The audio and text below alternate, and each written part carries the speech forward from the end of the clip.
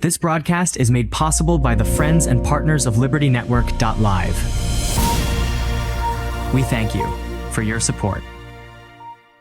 I'm going to be here for the next few weeks, and I'm going to go ahead and finish our short study on Islam. Of course, we are now 2 verses into Galatians, so once we're done with Islam, we will get right back into Galatians until we finish that topic, and then we may go to Romans after that.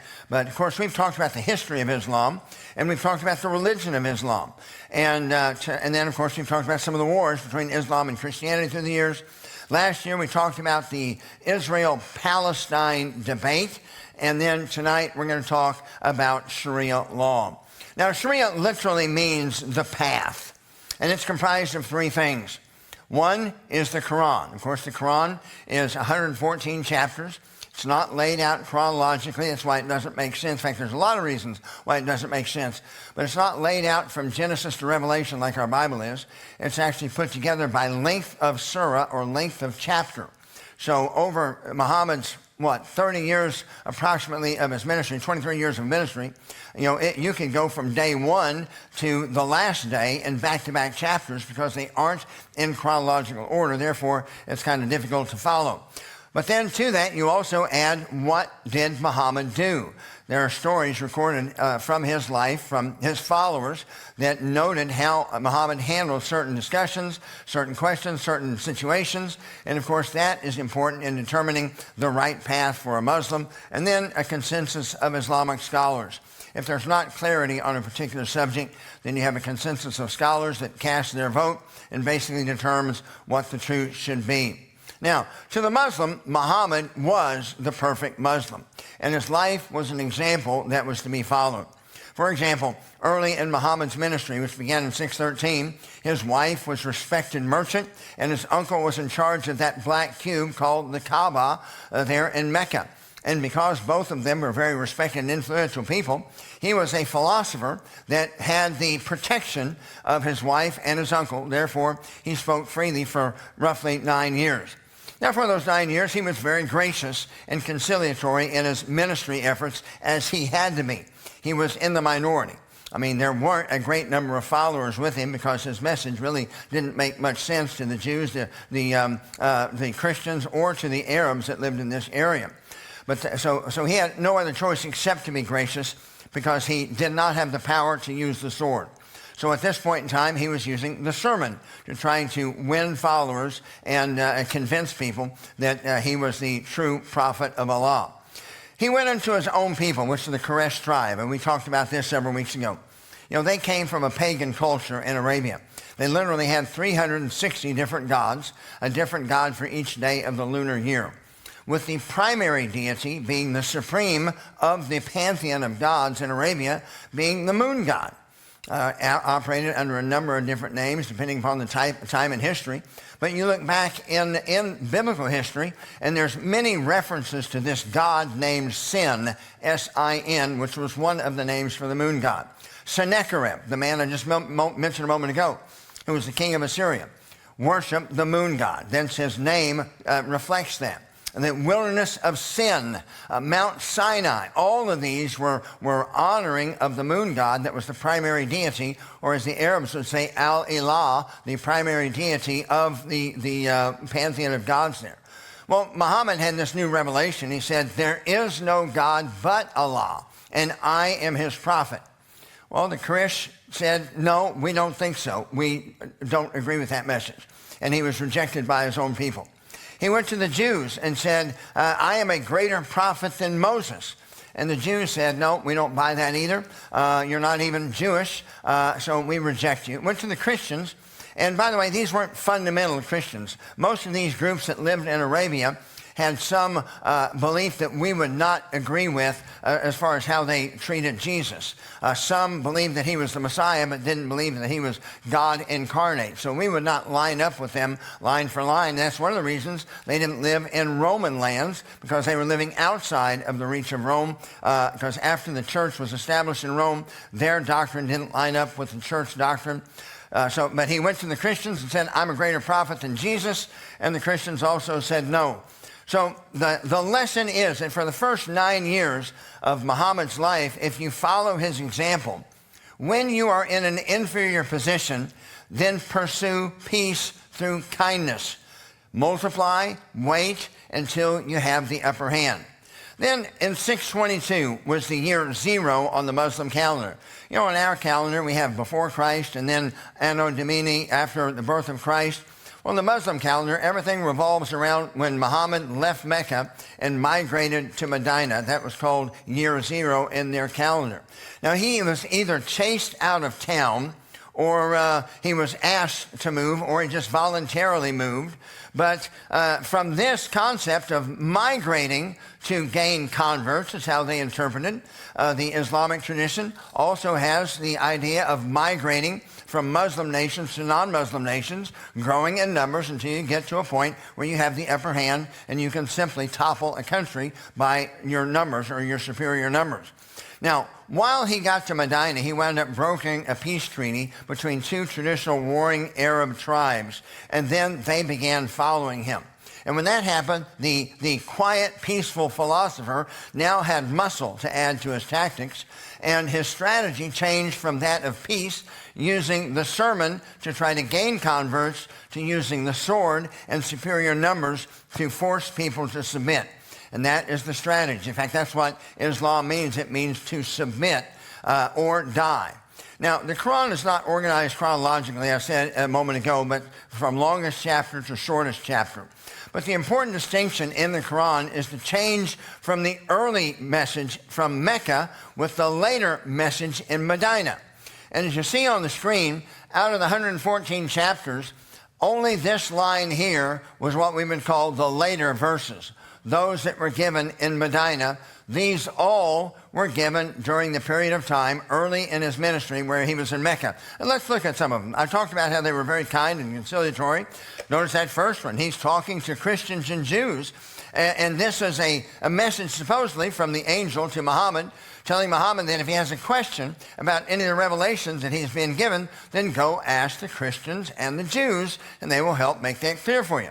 So very positive in relationship to the Christians and Jews. Then we see Surah 350. Jesus says, I have come to you with a sign from your Lord, so fear Allah and obey me. Again, very positive towards the Christians. And then Surah 256, there is no compulsion in religion. And of course, in the early part of Muhammad's work, there could not have been any compulsion because he didn't have the upper hand. He was actually in the state of being a persecuted minority. Then they moved to Mecca, or moved to Medina, and the verses that came then replaced the earlier verses. Now, the message was that they weren't wrong at the time they were given, but they have been replaced now that Muhammad is in Medina. They've been substituted for something better. And now look at the change in tenor in the Medina verses. And know that all of the booty that you shall acquire in war, 20% is assigned to Allah and to the messenger. So whatever you steal, 20% goes to Muhammad, and then and Muhammad will take care of some of the widows and orphans, and you get to keep 80%. So that was the whole idea of expanding their ministry. Therefore, when you meet the unbelievers in a fight, strike at their necks at length when you have them thoroughly subdued, and then bind them firmly and put them into slavery. Surah 47:4. Surah 8:12, remember the Lord inspired the angels with a message, I am with you. Give firmness to the believers, or encourage the believers, and I will instill terror into the hearts of the unbelievers. Again, cut the heads off, smite you above their necks, and smite off all their fingertips. Well, that's kind of a rude way to evangelize. Surah 8:39, fight them until there is no more unbelief, and the religion will be only Allah's. And then Surah 9:5. By the way, Surah 8 and Surah 9 are some of the last chapters that were given in Muhammad's life before he was assassinated. Kill those who join other gods with Allah. By the way, the Muslim would consider that Christians are polytheists because we worship, according to them, God the Father, Jesus the Son, and Mary. That's how they get it wrong, but they do not see the triune Godhead, Father, Son, and Holy Spirit. So we would be included in this group of polytheists by their reckoning. Seize them, besiege them, and lay in wait for them with every kind of ambush. But if they convert or pay the obligatory alms, then let them go their way. Now, in Mecca, in 613, He had this inferior message of being gracious and wait until you have the upper hand. Then, of course, 622, he made the pilgrimage to Medina. And at Medina, the message changed. When the numbers are in your favor, then replace the sermon with the sword. It's submit or die from that point in time. Now, not only was Muhammad's life an example to be followed, and I'll show you this additionally in a minute, but he also learned things supposedly from the wars that he fought, which were incorporated into Islam and Islamic strategy. The first major war, Muhammad had raided a trading caravan from Mecca, so Mecca responded by attacking Medina. Muhammad only had 300 men, yet somehow won a remarkable victory. To him, this was taken as a sign of Allah's favor. Then the next major battle, the year following, Muhammad was attacked by a larger 3,000-man Meccan army and fought to a draw, which you would think was a good thing because he was outnumbered. However, because they had a greater loss of life than the Meccans, Muhammad took this as a sign of ill favor from Allah and concluded that it's because they had lost their dedication to Allah. Therefore, they needed to rededicate themselves to purity in order to find Allah's favor. That was followed by another major battle in 627. The reason it's called the Battle of the Trench is because Medina was greatly outnumbered, so they dug trenches to try to cause roadblocks for the Meccans as they attacked. Heavy rain came in during this battle, and basically the battle never materialized. The 10,000 soldiers from Mecca wound up just packing up and going home after a few days of intense rain. And as a result, Muhammad celebrated by attacking a Jewish community there in Medina. He laid siege for 15 days. I guess he was looking for somebody to fight since the battle with Mecca had been postponed. He wound up capturing this Jewish community after they surrendered, after 15 days of a siege. And that night, Muhammad and his men beheaded some 600 to 900 of these Jews and raped the women and children and then sold them into slavery. So that set a precedent for how you're to handle captives. Then the next year, Muhammad was involved in another attack of a Jewish community. Only this time, he didn't murder them all. This time, he decided to make it into a profit-making venture. He allowed them to live, but they were to give him half of all that they grew. So he was able to feed himself and his troops, and they were basically paying protection money in the form of half of their crops. And they also were afforded what was called dhimmi, or slave status, meaning that they were not citizens, but they didn't kill them either. They were treated as second class. They were treated as slaves. Then the Treaty of Hudaybiyah, which is very significant. 628, Muhammad had decided to counterattack Mecca.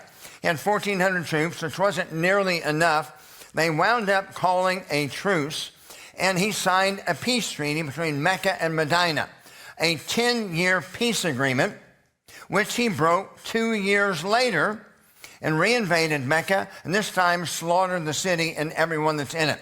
And the point that was made from that, which we need to listen to, is Islam does not believe in a truce at all. The world is divided into two spheres: the world that's already under Allah and the world that's at war. And they will be at war until the entire world is under the rule of Allah. So there is no such thing as peace. There is just a temporary cessation in hostilities until the odds are in your favor. Now, I'll repeat this again later on because this is so important, and it's some of what we're seeing in the Middle East now. If this peace agreement lasts at all, which I don't believe it will only last until the Palestinians believe that they are in a better situation to try to attack Israel. But that's what the example that was set. If you don't have the upper hand as a Muslim, then you pursue peace, but you don't really mean peace. You just mean a temporary truce until you do have the upper hand, and then you re-engage, and there's no mercy at that point in time. As a matter of fact, he came back, as I said, 2 years later. 2 years is not a 10-year peace treaty. Sign a 10-year peace treaty, and you come back after 2 years, I would say you're breaking that agreement. But this has been carried forward all the way up until this last century. For those of you that are old enough, perhaps remember the Camp David Accords between Egypt and Israel when President Carter was in office. Of course, Anwar Sadat, who is the president of Egypt, caught a lot of blowback from Muslim countries because he was engaging in this temporary peace agreement with Israel. And his response was, remember Hudaybiyah. Now, what do you think he meant by that? He meant, I have not changed sides. I still hate the Jews. This is not a real peace deal. Just as Muhammad had set the example, we're just having a temporary peace, and we will reinstitute our war at a later date. In fact, the same thing happened in 1993. You remember the Oslo Accords when President Clinton was in office. Again, there was a peace agreement between Yasser Arafat, who was supposed to represent the Palestinian Liberation Organization, and Israel. And again, Arafat was catching a lot of blowback because of signing this agreement with Israel. And he said the same thing. He said, remember Hudaybiyah. So recognize that the goal of Islam is not peace, but to make the world submit to the rule of Allah. And Muhammad's life was an example or a pattern which Muslims are to follow. Now, one of the missionaries that we support in our church still, but I first met some 15 years ago, actually, his name is Elijah Abraham. Elijah actually was born in Baghdad and grew up a Muslim, moved to America, wound up being in Tulsa, and lost his religion. And basically challenged God to prove himself. Next thing you know, Elijah found himself in a Baptist church. Next thing you know, he's at a Baptist seminary, and now he's a Baptist evangelist. But he grew up in Islam, so has a great understanding of it. And he put it just like this, and this is a direct quote from Elijah. Islam is not a religion. Islam is a socio-political system that uses a deity to advance its agenda of global conquest. Jesus did not die for Islam. Islam is a satanic ideology, but Muslims are people who need Jesus. So remember now, as we stop for a moment before we carry on, Sharia is the supreme law of the land for Muslims. It's not compatible with the United States Constitution because Sharia is a constitution in and of itself. And there can only be one supreme law of the land. As a matter of fact, an Islamic website named Search Truth notes this, that the change from being purely spiritual to becoming a political state happened with one of those early battles that I just referenced. It said the religion of the mind is now a law that dominates, note this, every aspect of life. As we get into Sharia here in a moment, you're going to see that that's not hyperbole. They literally mean every aspect of life. And notice it calls them an Islamic state. This is no longer just a spiritual idea of going to heaven someday. It's talking about creating a theocracy here on planet Earth. The same website says, now Islam was not merely a creed which ruled over the minds and hearts of the people, but it also became a state which dominated every aspect of the life of the people who lived within its boundaries. Well, boy, it's a good thing we don't live within the boundaries of Islam, isn't it? Well, not yet anyway, but as I said a while ago, the Islamic Great Commission is not to go into all the world and preach the gospel, but to fight them or fight the unbelievers until there is no more unbelief and the religion will be for Allah alone. Now, last week we talked about Israel and the Arab Congress and their attempts to stop the creation of the Israeli state. I mentioned it last week, but after World War I, of course, France and Great Britain had control over the area that we call the Middle East. And you remember, prior to that, for some 500 years, none of those nations, as we now know them, like Lebanon and Jordan and Egypt and Iraq, none of those existed. All of that was just a desolate wasteland, but it was part of the last caliphate, which is called the Ottoman Turkish Empire. The Ottoman Turks allied themselves with Germany in World War I. Of course, we were on Great Britain's side and France's side. When the war was over, the Ottoman Turks were finished. And all of a sudden, you had France and Great Britain controlling all of that territory, and it had been designated to them by the League of Nations. We showed you last week how part of the land was set aside for Jews. Part of the land was set aside for Arabs. Part of the land was set aside so the nation of Israel can actually have a country of their own to protect their people. Well, a man named Haj Amin al-Husseini who was the Grand Mufti of Jerusalem, meaning he was the number one spiritual cleric for Islam in that region, and he was headquartered in Jerusalem. Well, he was the first, what you would call, Palestinian terrorist. He organized riots and acts of terrorism and explosions beginning in 1919, which delayed Great Britain in their attempt to establish a state called Israel. Then in 1928, they birthed the Muslim Brotherhood. This was birthed by an Egyptian named Hassan al-Banna. Now notice what he says about the purpose of their existence from day one. He says, it is the nature of Islam to dominate, not to be dominated, to impose this law on all nations and to extend its power to the entire planet. Now let me pause just for a moment. We'll actually cover this next week.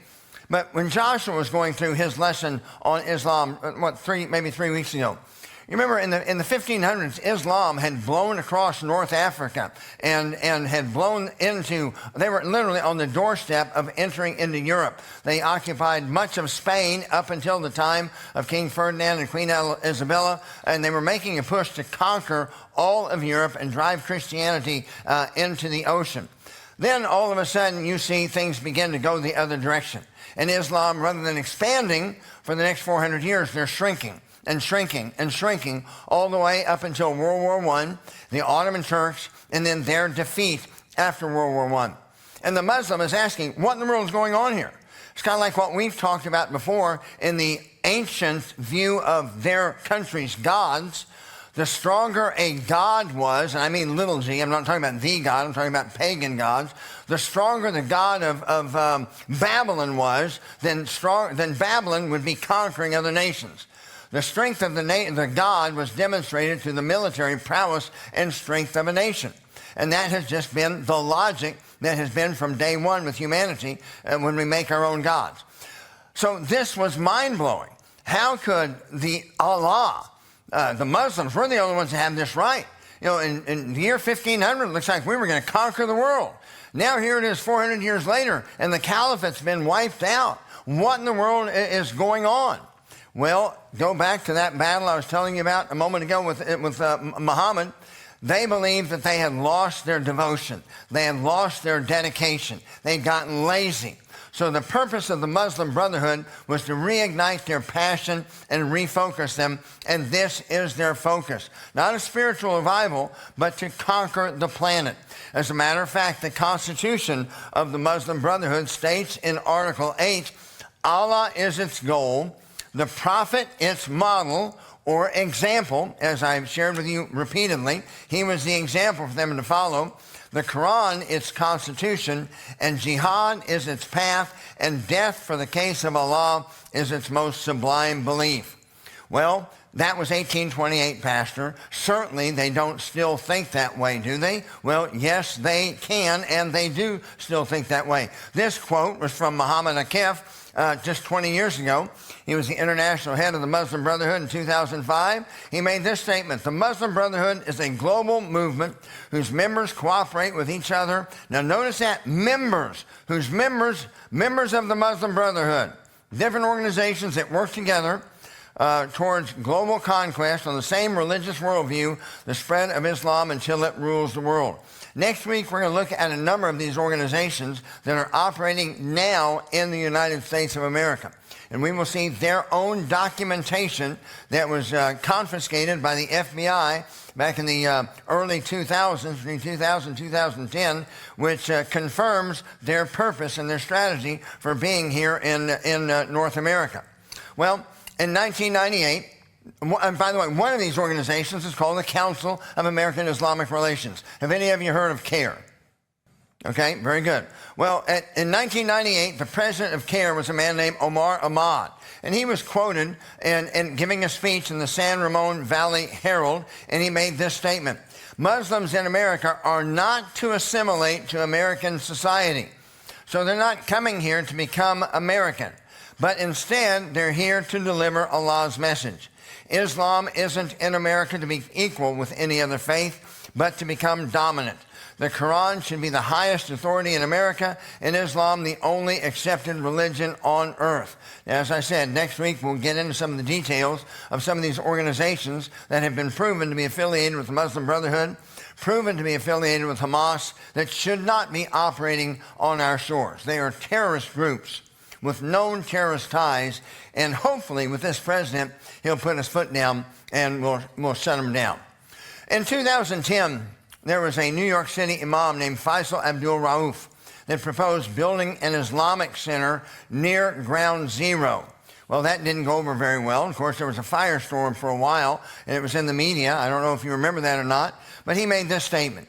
He said 90% of Sharia law is fully compatible with the United States Constitution. Not only compatible, yeah, that's a good laugh right there, but it's consistent and compatible with American laws. The areas of differences are small or minor. Do you think he's right? You think he's telling the truth, or is he lying to infidels because it's okay for Muslims to lie to infidels because they are at war with us? Well, this is codified Sharia law. It's a book that's called Reliance of the Traveler, and in Arabic it means reliance of the wayfarer or traveler and provisions of the worshiper. It is a compilation of codified Sharia law.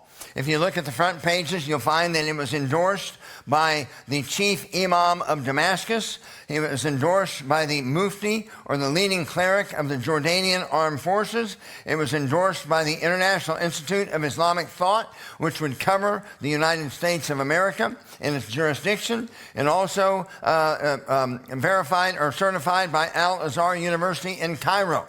Now, this covers Sunni Islam. There's two sects of Islam. There's Sunni and there's Shia. Shia is basically Iran. Most everywhere else is Sunni. And the division came back from the succession of rulers after Muhammad died. There were some, the Sunnis, that believed the most righteous man should take over leading the caliphate. The Shias believed it should be a direct descendant of Muhammad. That's where the division happened all the way back around 635, 640, and that's the division today. But the majority are the Sunnis. That's Egypt, that's Saudi Arabia, and the majority sect, about 90% of Muslims. And remember, now as we get into this book and see what it has to say, remember our friend from CARE when he said that one of the challenges is understanding the totality of Islam. Everything we need to know is in the Quran. We don't need to look elsewhere. Folks, when he says everything, he means everything. On page 75 in this book, you will find that we have instructions for going, or we don't, but the Muslims have instructions for going to the bathroom. And I'm talking about detailed, which direction you're to face, and proper cleaning etiquette, and make sure you put more weight on your left foot while squatting. I'm not really sure why, but Muhammad says it's got to be true. And then don't spend a long time in there and don't speak to anyone. So this basically kills the whole idea of women going to the bathroom together. But when I say that Islam governs every facet of your life, I mean it governs every facet of your life. There are 25 different restrictions written down in here for the proper way to use the restroom. Then you have apostasy laws. Well, non-Muslims, when Islam comes to the area, you can either convert to Islam, or you can be killed, or perhaps they might allow you to live as a dhimmi status or a slave status.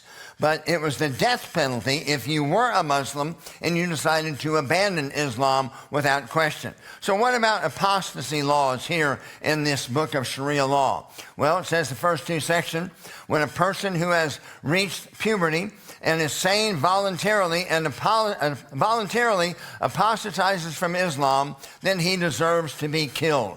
In such a case, it is obligatory for the caliph or the leader of the Islamic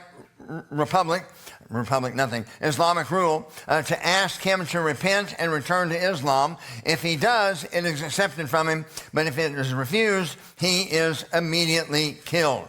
And folks, this is still true today. I had a clip up here from like 2012 going on in Iran, but you had a Muslim that converted to Christianity, and they were planning to hang him and have hung many.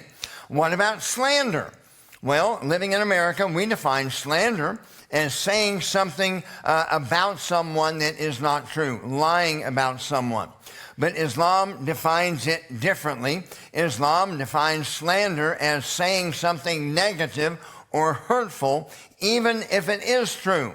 And as former President Obama said in a famous speech before the United Nations, he said, the future does not belong to those who would say something hurtful about the Prophet of Islam. Folks, of all the allegations that were made about this man and his background, and of course he claimed to be a Christian at times, and it was alleged that he was a Muslim at times, but a non-Muslim would not make that statement because it doesn't ring in our ears because we aren't tuned to it or sensitive to it, but that is a very pro-Islamic statement, and I am just glad that he is not still in the White House. Well, what about marriage? Well, ladies, you'll be glad to know you don't have to wrestle over the decision of who you plan to marry. That decision is made for you, either by your father or your grandfather, who are responsible for finding you a suitable husband. And of course, for those of us that are married, if we have questions dealing with certain things, even regarding intimacy in marriage, the obligation for the woman to comply with her husband's desires is on demand. If you can read this up here for yourself, wife's marital obligations is obligatory for a woman to let her husband be personal with her immediately whenever he asks her. Now, folks, I'm not saying that all of Sharia is bad. Some of this is actually pretty good. However, you ladies might want to take note of what's going on, as we do need to object. And it's not just about the men. You women are protected here. It says here that a man must be available to his wife at least once every 4 days. And the reason it's every 4 days is a Muslim man can have up to 4 wives. So it would take 4 days for you to hit in your rotation, and this is part of Sharia Islamic law. Of course, more on marriage. This section deals with when a husband can permit his wife to leave the house. I know I have people ask me that all the time in our church. Pastor, when should I allow my wife to leave the house, and when should I restrict her from leaving the house? And of course, a subject that we all have interest in, how to deal with a rebellious wife. There are steps to take. First step is you warn her with words. The second step is you can withhold intimacy from her. Yeah, that'll work. How many married men are in here? Yeah, how many of you think that's going to work? Nope, not a chance. And then finally, he can beat her as long as she's only bruised. You cannot cause bleeding or break bones. Well, isn't that comforting, ladies? You don't have to worry too much. And well, what about murder? I've been told that all religions are in agreement that murder is a bad thing. Well, in Islam, it isn't murder to kill a non-Muslim. As a matter of fact, that's expected. So even if a Jew or a Christian winds up killing a non-Muslim in the caliphate's control of government, then that is not murder and they won't be charged for it.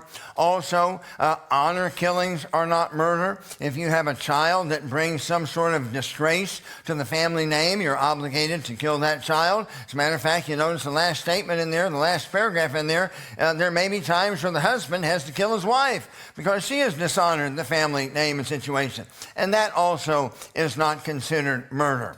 Well, what about jihad? You know, we've heard so many times that jihad just means inner struggle.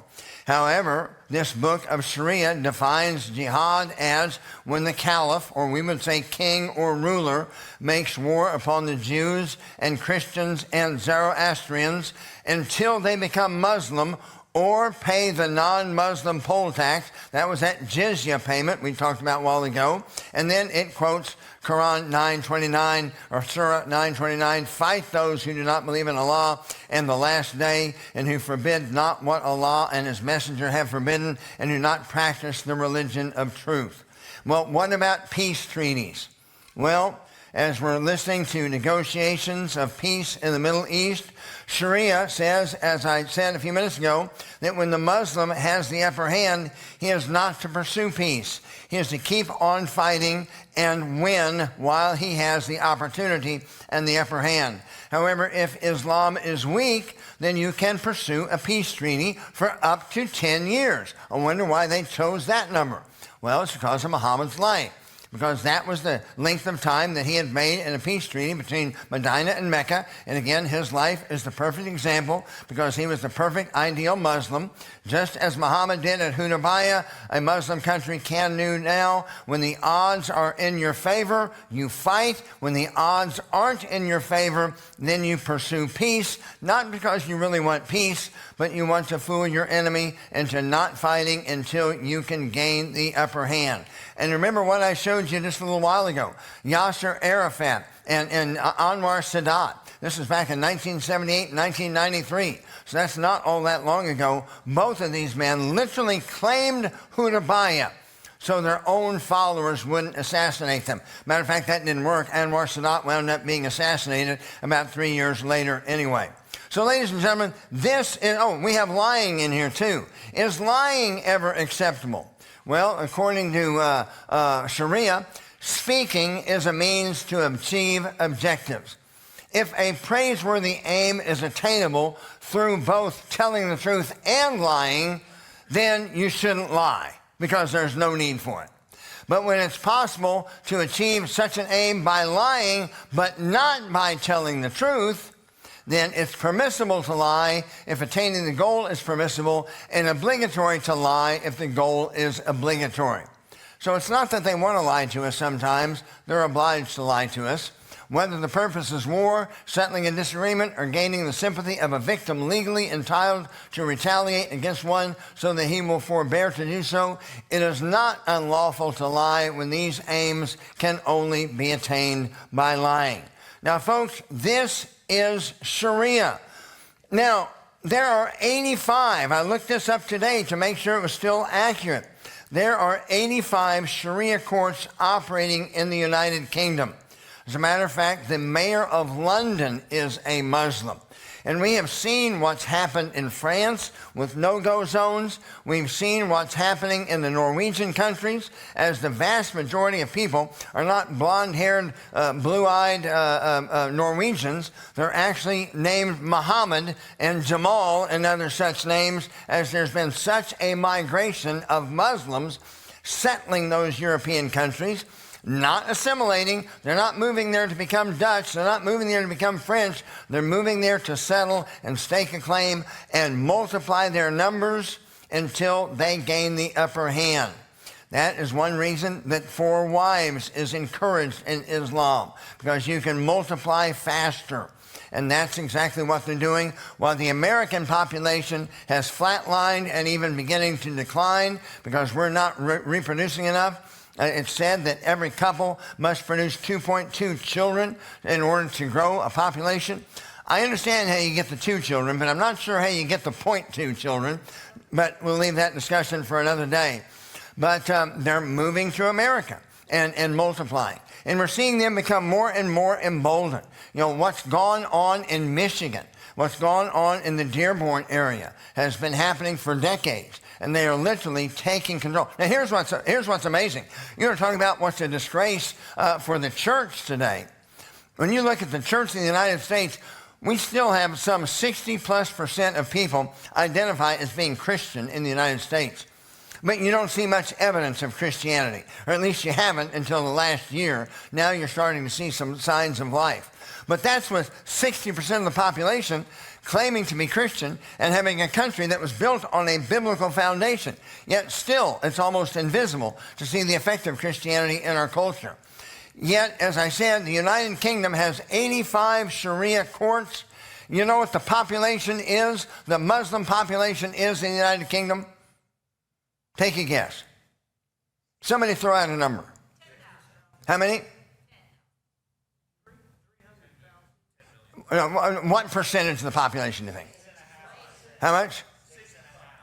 How does that? My son studied 6.5%. How does a 6.5% of a political group have that much authority in what was formerly a Christian country? Folks, all I can say is they are zealous for what they believe in. And they are absolutely dedicated to their mission and dedicated to what they believe in. But some of the parts of Sharia, a virgin may be married against her will by her father or grandfather. Child marriages are legal. One of Muhammad's 11 wives, a girl named Aisha, was 9 years old when their marriage was consummated. So pedophilia is a part of Islam. Child marriages still happen in these Islamist countries today. A woman is eligible for only half of the inheritance of a man. A woman may not leave the house without her husband's permission. A Muslim man may marry 4 women, and they can be Christians or Jews or whatever, but a Muslim woman can only marry a single Muslim man. Beating an insubordinate wife is permissible. Female sexual mutilation is obligatory. Understand that this is definitely a sexist worldview. They want the women to serve as their slaves and reproduction factories. They don't want their wives to be tempted to be unfaithful. Therefore, women in many Islamist countries face a not optional mutilation of their thank you. I'm not going any farther in church. That's as far as I'm going with that. Anyway, you can fill in the details. But sexual mutilation is obligatory. And then divorce may be initiated by the man only, and a woman cannot initiate it. And a woman's voice in court is worth 1/4 to 1/2 that of a man's voice. Now, this is Aisha Bibi. How many of you remember seeing her picture before? This is about 8 to 10 years old. She was an Afghani woman that was taken against her will and married to a Taliban fighter when she was 14 years of age. She was physically abused by her husband and his family. She was treated like a slave. She was forced to sleep in an outside building with the family's animals. And then finally, she had had all she could handle. At the age of 18, she fled the abuse, but was caught by the police, jailed for 5 months, and then returned to her husband. To punish her, her husband and her father-in-law took her and cut her nose off and cut her ears off and left her out in exposure to die. She crawled and found someone that had mercy on her. She eventually was rescued by an international organization like the Red Cross or something along those lines, and this is a picture of her. She's now been adopted into America. She lives in our country. She's had plastic surgery and the like. But folks, this is the face of Islam. Punishments for stealing include cutting off hands and feet. Punishment for adultery is stoning or lashes. Punishment for homosexuality is hanging or crucifixion. Punishment for various arrays of civil disobedience or disrespect for men is beatings and lashings. Offensive military jihad against non-Muslims is a religious obligation. Apostasy from Islam is punishable by death without trial, and adultery or the perception of adultery is punished by death by stoning. And then, of course, lying to infidels is not only permissible, but encouraged according to Sharia law. Now, back to our introduction. When Imam Faisal Abdul Rauf said that 90% of Sharia law is fully compatible with the U.S. Constitution, not only compatible, but is consistent and compatible with American laws. The areas of differences are small and minor. When you hear that, recognize that we are infidels, and he is using what's called taqiyya. He is lying to us, which is his obligation. Sharia is a constitution in and of itself. It will either be the United States Constitution, which is established on the Declaration of Independence, which is based upon the laws of nature and nature's God, or a biblical worldview. We either have the United States Constitution or we will have Sharia law that is based on the Quran, Hadith, and a consensus of the scholars, but in no way are they similar in any detail. As with just this short sampling, I have shown you a few examples. By the way, I have this book up here. If you want to come up and glance at it, you are welcome to. It's not a novel. It's just law. It'd be like reading one of Joshua's boring law books or John's boring law books, and that's how it's written, but you'd be amazed at what it actually says. Now, summary slide and we'll be done. Islam is not a religion. Islam is a socio-political system that uses a deity to advance its agenda of global conquest. This is not a First Amendment issue. This is a treason and sedition issue. They intend to overthrow the United States of America and make it part of the global caliphate. And then Sharia is not compatible with the U.S. Constitution. Islam seeks to replace the U.S. Constitution and bring the great Satan, which is their affectionate name for us, into the global caliphate. Now, next week, we will get into a history of Islam in America, which quite frankly goes all the way back to the days of George Washington. And it wasn't a positive history. It was a history of warfare with these thugs, and it still is to this day.